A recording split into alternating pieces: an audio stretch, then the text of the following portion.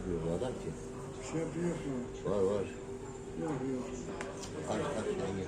Niye kaçıyor? Niye kaçıyor? Üç tane.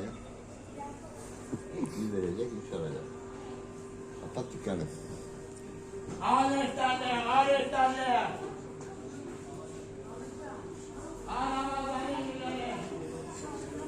Hemen kaç. Yine ne oluyor bana? Gel abi bak. Murat'ı Huzur. Günah ucuna gel. Ne? Neyi veriyorsun? Taş.